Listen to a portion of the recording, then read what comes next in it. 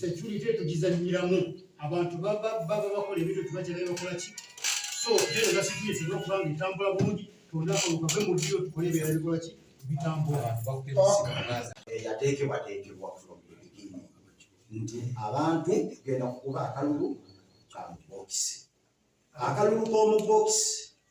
Madam Chairperson nze kenayingira nze siyingiranga akumugongo Zenude yange nganzo omu simanyi balala njagala ya kumugongo asina kutukana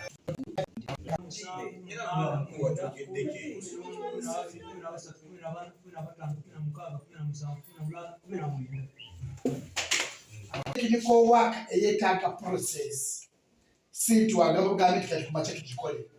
kuba kati bwe tunamala register eyo tugenda kuandikira DPC tumwatachingireko ne register y'aba voters tumugambe tusaba security tulina okulonda ku bundi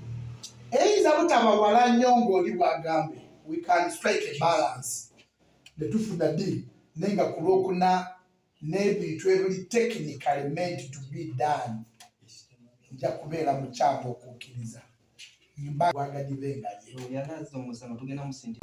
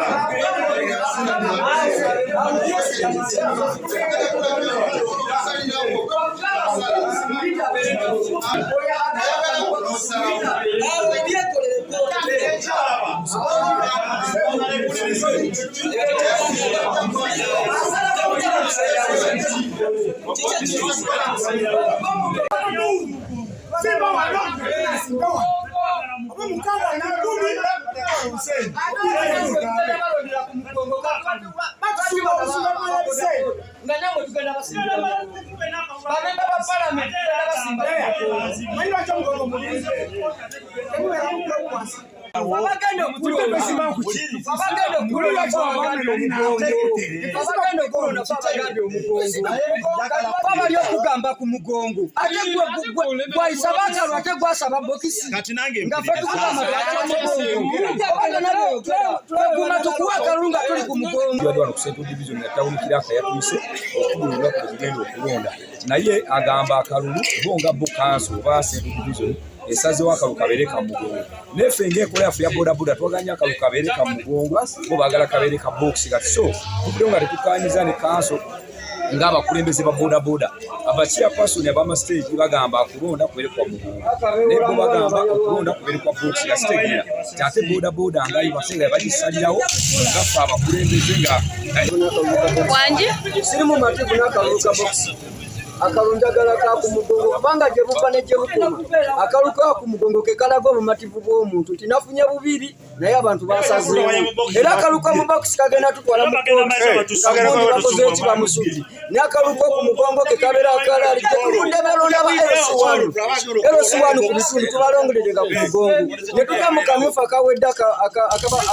MPs tukalondedde ku mugongo kati what about boda borders lwate tuba tetusimba ku mugongo alulu embokisi bagitesemu kyekisooka njagala omuntu bamusimbe ku mugongo agenda otunula emabega ngeri y'abantu basatu yegwe bagende ewuwe tetwagala kudda mu makooti akalulu ka Hussein ne musiraamu katukoyeza tugende ku mugongo oba tuwa ona yesimbyewo oba tuwa ono fa banamanya abalonzi ono lwaki alemere bokisi nga tamanyi ani agenda omuwa n'atagenda muwa tulonde mu mugongo obubaddewo abakulembeze bali abasooka Hussein ne Kalim musiraamu Town Kiraka yabikola okulwanaganya boda boda mu lugazi n'obumenyi bw'amateeka okweyongera Town Kiraka yasayiningira ku Hussein empapula ze n'asayiningira ne Poli naye olwaleero bwe basazeewo batuyite wano njagala babeere beerufu basalewo kye twagala nga ffe abalonzi abagenda okulonda bali tuleme kudda mu bye twavaamu akalulu kabeere mu mugongo buli omu aveewo nga mu mativu ebokisi lwaki bajagala baagala teekamu ki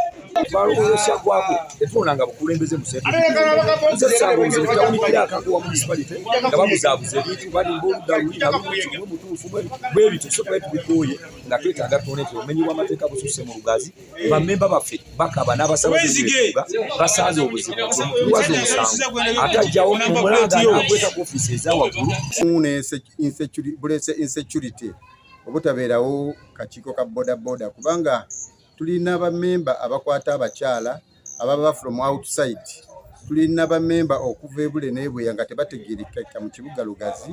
abanyakula ssente ku bantu abafera abasuula ebisente nga beeyambisa bodaboda bapakinga ku mabank ne banyakula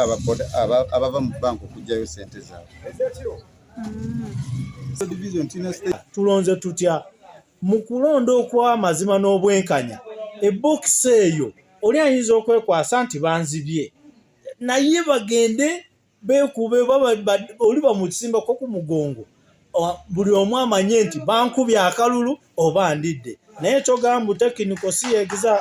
tugenda kwogera ne tekiniko tukole ekyababoda kye baagala kuba ye bakama baffe sife bakama baabwe baba nga basazeewo balonde ku mugongo katugende ku lwokubiri beekube buli omu basimbe wali layini owa buli omu amanye balonze gundi ne gundi. Kasa tunafuna obukulembeze mu baboda abaana babakuba obuyondo ate no kino nkigamba kigende eri abakulembeze abagenda olondebwa mukole muteekeewo ekibuli ababbi bakwatibwe bakole ki mujje kawukuumi mu mulimu gwammwe.